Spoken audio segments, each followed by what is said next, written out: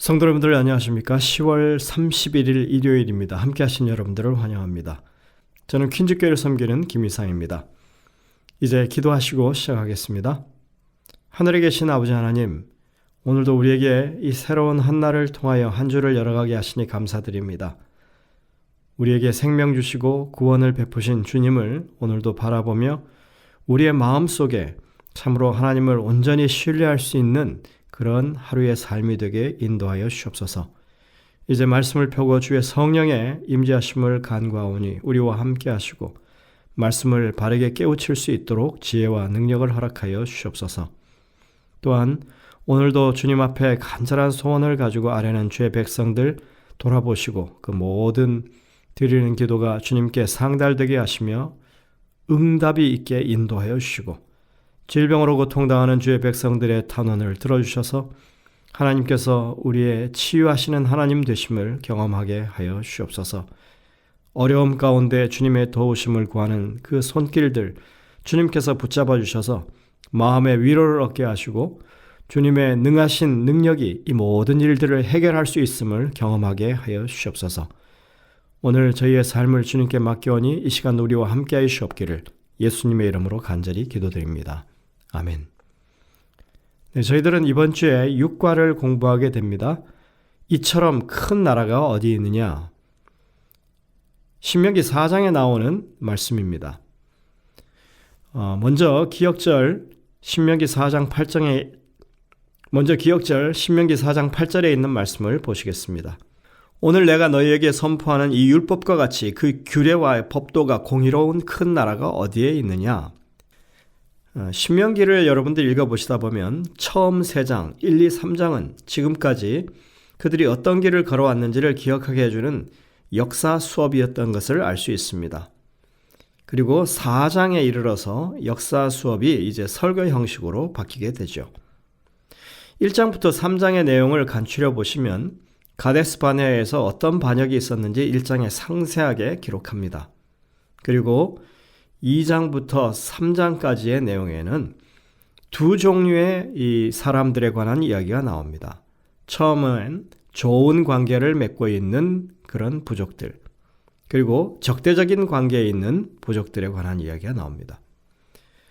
좋은 관계에 있는 부족들은 에돔, 그리고 모압입니다. 에돔은 에서의 후손이죠. 그리고 모압은 롯의 후손입니다.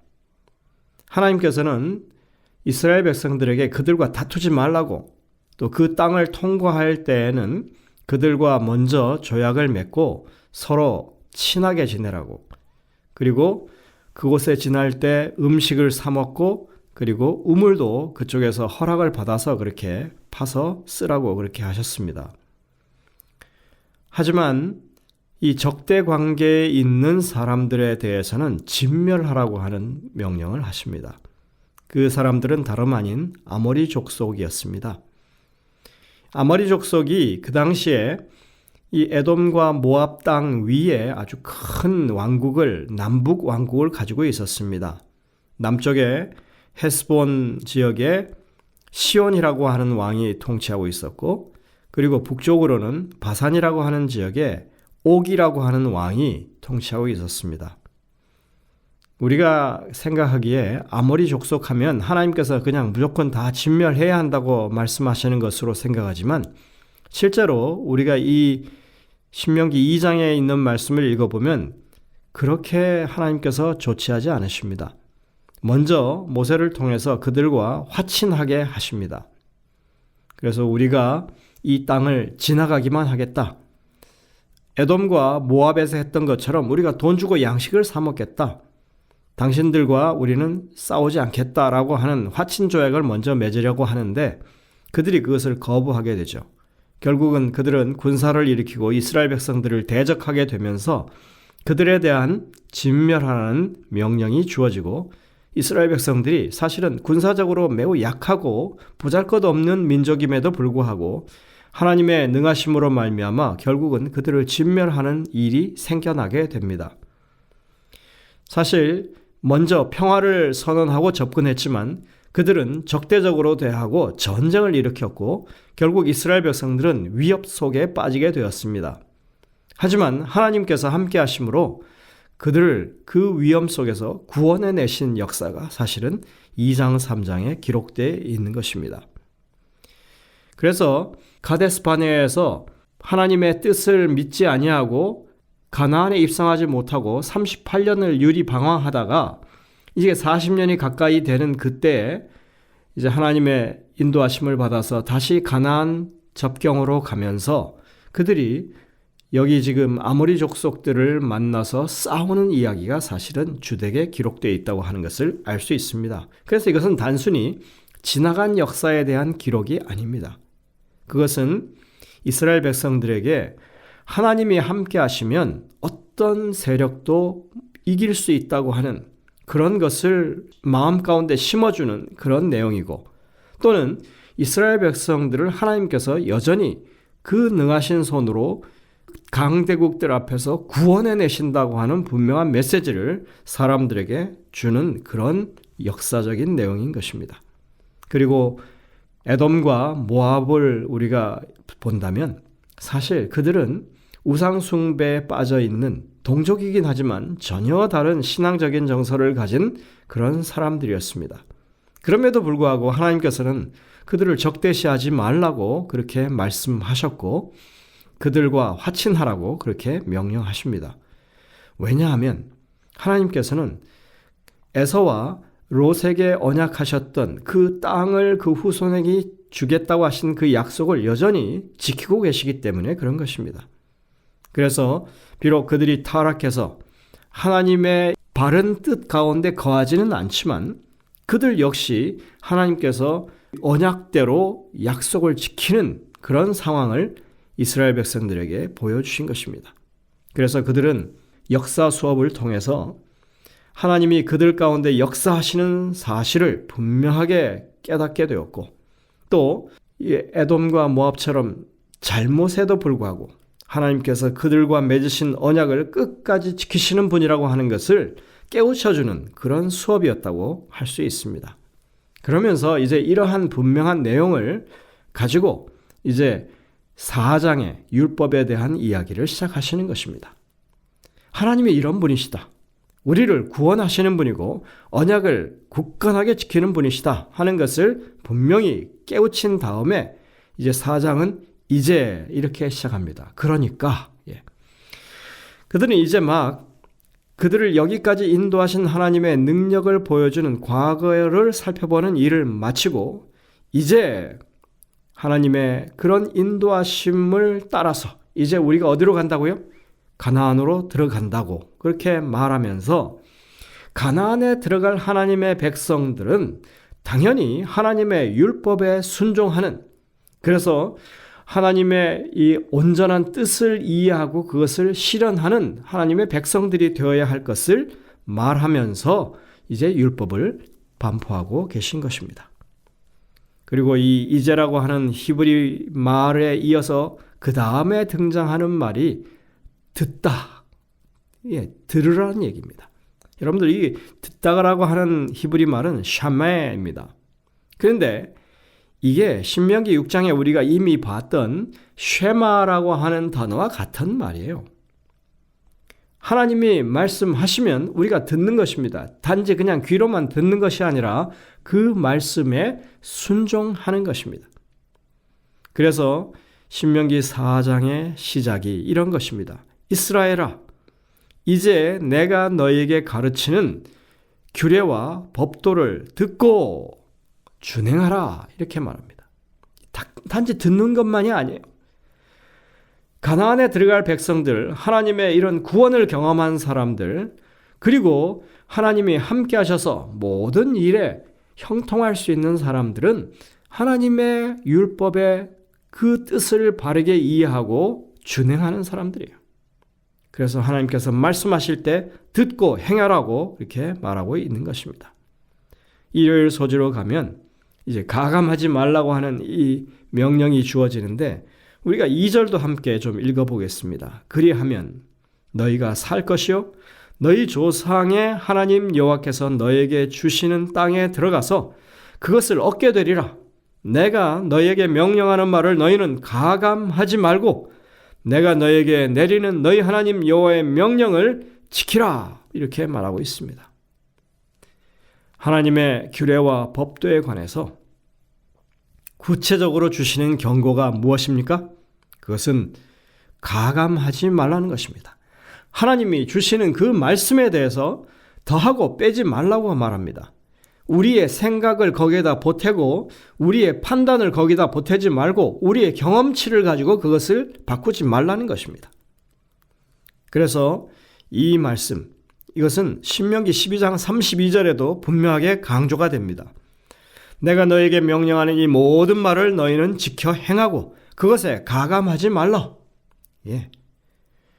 여러분들, 하나님의 말씀은 우리가 보태거나 뺄 것이 없는 것입니다. 하나님이 말씀하신 것은 있는 그대로 우리에게 필요한 것이고 우리가 해야 할 일이라고 하는 것을 우리가 분명히 알아야 합니다. 하나님께서는 이스라엘 백성들에게 모든 규례와 법도에 순종하라고 말씀하시면서 그것에 아무것도 가감하지 말라고 말씀하십니다. 왜 그렇게 말씀하신다고요? 왜 하나님께서는 율법을 이렇게 보존하려 하실까요? 그것은 단 한 가지 이유에서입니다. 사람들은 자신의 뜻대로 하나님의 법을 그렇게 바꿔서라도 편리하게 하려고 하는 것입니다. 우리는 이것에 대한 대답을 잘 알고 있습니다. 왜 사람들이 그렇게 하는지에 대해서. 가래뽑은 기별 2권 107페이지에 보면 이렇게 말합니다. 사단은 그가 하늘에서부터 시작한 일, 곧 하나님의 율법을 변개시키기 위해 굴함 없이 끈질기게 온갖 노력을 기울여 왔다. 그는 자신이 타락하기 이전에 천국에서 제시했던 이론, 즉 하나님의 율법이 불완전함으로 개정할 필요가 있다고 주장한 그 이론을 세상 사람들이 믿도록 하는데 성공했다. 소위 기독교회라고 공언하는 대부분이 저들의 말로 표명하지 않을 때에는 행동으로라도 동일한 오류를 받아들였다는 사실을 나타내 보여주고 있다. 우리가 이스라엘 백성들의 역사를 살펴봐도 기독교의 역사를 살펴봐도 사람들은 자기중심적으로 하나님의 율법을 바꿔서라도 편리하게 그렇게 신앙생활하려고 해왔다고 하는 것입니다. 고대 이스라엘의 역사 우리가 보면 하나님의 말씀대로 절대로 그대로 살지 않았습니다. 있는 대로 행하지 않았습니다. 듣고도 그것을 불순종했습니다. 그래서 그들은 결국은 우상숭배에 빠져들게 되었고 율법에 들어있지 않은 사항들을 또 추가해서 그들은 엉뚱한 그런 행습을, 전통을 만들어냈던 것입니다. 우리가 똑같은 내용은 아니지만 마태복음 15장에 나와 있는 예수님 당시에 바리새인들이 행하던 일들을 잠시만 살펴봐도 그런 것들을 확실히 알 수 있습니다. 하나님께서 명령하신 일에 유대 백성들이 더한 게 많았습니다. 예수님이 특별히 이 바리새인들의 행습 가운데 음식 먹을 때 손 씻는 습관에 대해서 그들이 이 제자들이 그거 하지 않는다고 비난했을 때 이렇게 말씀하시죠. 여러분들 이 손 씻는 게 뭐 위생적인 것을 위해서 좋은 것 같이 생각이 되시죠? 근데 유대인들이 하는 이 손 씻는 결례는 우리가 생각하는 만큼 그런 위생적인 게 아니에요. 자, 오늘날 우리가 팬데믹 때문에 손을 씻으라고 합니다. 근데 그거 손 씻을 때 보통 얼마만큼 씻으라고 그러죠? 20초 이상을 그냥 팍팍 문질러서 씻으라고 그래요. 빈유출하면서. 그런데 유대인들이 사는 그곳에는 물이 귀했습니다. 그래서 이 손 씻는 게 그냥 물 몇 방울을 이렇게 찍어서 손을 도닥거리는 정도예요. 물이 없으면 물을 찍어서 손을 토닥거리는 신용이라도 하는 게 그들의 말하는 결례였습니다. 여러분들 이게 무슨 위생을 위한 수칙이었을까요? 아닙니다. 그저 그냥 그렇게 하면 정결하게 된다고 하는 그런 의식적인 내용이었을 뿐입니다. 그래서 예수님이 오히려 너희는 어떻게 너희가 만든 전통을 가지고 하나님의 계명을 범하고 있으면서 그런 얘기를 하느냐 이렇게 말씀하십니다. 이게 무슨 얘기냐면 예수님이 지금 이스라엘 백성들이 만들어 놓은 고르반이라고 하는 제도를 가지고 지금 말씀하시는 거예요. 이 사람이 재물이 있습니다. 그런데 이 재물로 부모 공경하는 일도 싫어요. 자기가 다 하고 싶어요. 그러면 뭐라고 말하면 되냐면 고르반 하면 되는 것입니다. 그러면 하나님께 이게 드림이 되었다 이렇게 되기 때문에 이거는 부모 공경을 위해서도 쓰지 않아도 되는 거 합법적으로. 자, 이게 고르반이라고 하는 게 그냥 정말 자원하는 헌물로 드리는 그것이거든요. 그런데 그것을 전통적인 어떤 하나의 이 제도로 자기네가 만들어가지고 악용하는 것입니다. 하나님께 드렸다 하면 아주 그냥 정식으로 합법적으로 부모 공양을 하지 않아도 이건 하나님 거니까 이렇게 하면서 자신의 재산을 그렇게 보호할 수 있었던 것입니다. 뭐가 진짜 문제일까요? 형식적으로 신용만 하는 식사 이 정결 규정입니까? 아니면 고르반이라고 하는 엉뚱한 제도를 통해서 실제로 부모를 공경하라고 하는 십계명을 어기고 있는 이 상황입니까? 분명히 우리는 그냥 판단이 되는 것입니다. 이스라엘 백성들이 이 약속의 땅에 들어가가지고 하나님이 말씀하신 대로만 지켰더라면 그들은 우상 숭배에 빠지지 않았을 것입니다. 그러나 그 경고를 무시했고 그들은 결국 우상 숭배에 완전히 몰입하고 말았습니다. 심지어 하나님을 모시는 그 성전 안에도 바알을 위한 제단을 쌓아놓는 그런 일까지 벌어지고 맙니다. 하나님의 말씀에 이 사람이 수많은 전통을 갖다 붙이고 또 전혀 이렇게 하지 않아도 되는 일들을 그렇게 만들어가는 것이 그들의 일이었습니다. 결국은 그것이 하나님의 말씀을 폐하는 지경으로 간 것입니다. 예수님이 그래서 그것을 이렇게 마태복음 15장 9절부터 11절에 말씀하십니다. 사람의 계명으로 교훈을 삼아 가르치니 나를 헛되이 경배하는도다 하였느니라 하시고 무리를 불러 이르시되 듣고 깨달으라. 입으로 들어가는 것이 사람을 더럽게 하는 것이 아니라 왜 손 씻는 그 결례 아무것도 아닌 그 결례를 가지고 정결하게 된다고 하는 거 그거 아니라 이거죠. 입에서 나오는 것 아주 탐심을 가지고 내가 고르반이라고 외치는 입에서 나오는 것이 사람을 더럽게 한다 이렇게 말씀하셨습니다. 여러분들 하나님의 말씀에 우리가 더하거나 빼게 되면 결국은 우리는 하나님의 율법을 어기고 불순종하는 사람들이 충분히 될 수밖에 없는 것입니다. 영감의 교훈에 보면 이렇게 말합니다. 하나님의 율법은 변경할 필요가 없을 만큼 완전하므로 죄악적인 사람이 스스로의 힘으로 율법이 요구하는 표준에 도달한다는 것은 불가능하다. 이것이 바로 예수께서 구속주로 오신 이유였다. 예수님의 사명은 사람들을 신의 성품에 참여하는 자로 만들어 하늘의 율법의 원칙과 조화되게 하는 것이었다. 우리가 죄를 버리고 그리스도를 우리의 구주로 받아들일 때 율법은 높여진다. 산상보훈 50쪽에 나오는 와이세 권면입니다. 이렇게 그리스도의 오심이 우리가 율법에 순종하는 것이 우리의 힘으로 불가능하다고 하는 것을 분명하게 모본으로 보여주시는 것을 위해서 오셨는데 예수님을 빌미로 사람들은 율법을 바꾸어서 자기들이 편리할 대로 적용하는 그런 일까지 기독교 안에 자행되었다고 하는 것을 우리가 보게 되는 것입니다. 여러분들 하나님의 말씀을 읽으실 때 그것이 내게 직접 하나님께서 말씀하시는 그 말씀으로 생각하고 가감하지 마시길 바랍니다. 우리는 하나님의 말씀에 따라 살 때에만 안전할 수 있고 우리가 온전한 의를 얻을 수 있다고 하는 것을 그래서 우리가 하나님의 말씀에 순종하는 사람들이 되는 것 그것이 예수님이 이 땅에 오셔서 우리에게 보여주신 모본이라고 하는 것을 여러분들 마음 가운데 간직하시는 하루 되시기를 간절히 바랍니다. 기도하시겠습니다. 하늘에 계신 아버지 하나님, 하나님께서 우리에게 말씀하실 때 들을 수 있도록 도와주시고 또 그 말씀에 순종할 수 있는 저희들 되게 하여 주시옵소서. 절대로 가감해서 주의 뜻을 어기고 반역하는 사람들 되지 않도록 도와주시고 있는 그대로 주님이 말씀하신 대로 따르는 저희의 삶이 되게 인도하여 주옵기를 예수님의 이름으로 간절히 기도드립니다. 아멘. 네, 여러분들 오늘도 주신 말씀들을 깊이 묵상하면서 주의 음성을 듣게 되시길 바랍니다. 저희들은 내일 다시 뵙겠습니다. 내일은 김경성 목사님의 말씀으로 이어지겠습니다.